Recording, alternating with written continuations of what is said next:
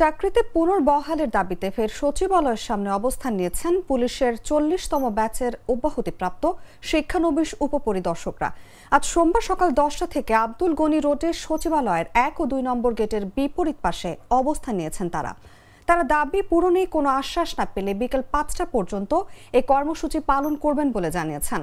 অব্যাহতি পাওয়া এসআইরা জানিয়েছেন এখন পর্যন্ত তাদের বিষয়ে কোনো দৃশ্যমান পদক্ষেপ দেখতে না পাওয়ায় তারা সবাই আজ আবার অবস্থান কর্মসূচি পালন করছেন।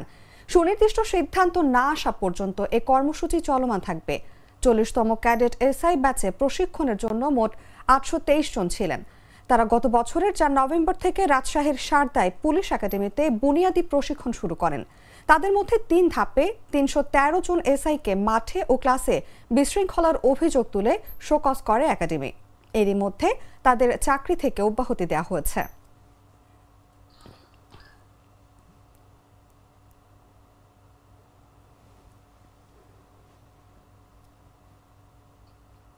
দর্শক, এই মুহূর্তে সেখানে আছেন আমাদের রিপোর্টার ইসমাইল সিরাজি। আমরা সরাসরি চলে যাচ্ছি তার সাথে যোগাযোগ করার জন্য।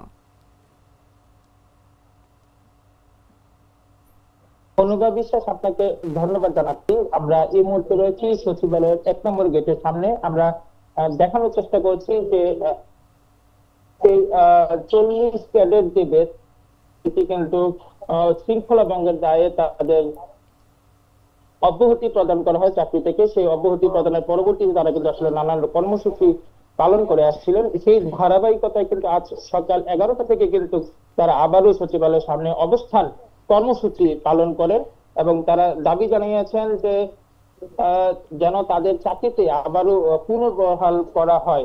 আমরা যারা আন্দোলন করছিলেন তাদের সঙ্গে আমরা কথা বলেছি। তারা বলছিলেন যে যেই অভিযোগ আসলে তাদের এই চাকরি থেকে অব্যাহতি দেওয়া হয়েছে সেটি আসলে সঠিক নয়। তারা আসলে কোনো শৃঙ্খলা ভঙ্গ করেনি। তারা সঠিকভাবে তাদের যে ট্রেনিং কর্মসূচি ছিল সেই ট্রেনিং কর্মসূচি কিন্তু তারা পালন করেছেন, সেটি কিন্তু তারা বলছিলেন যে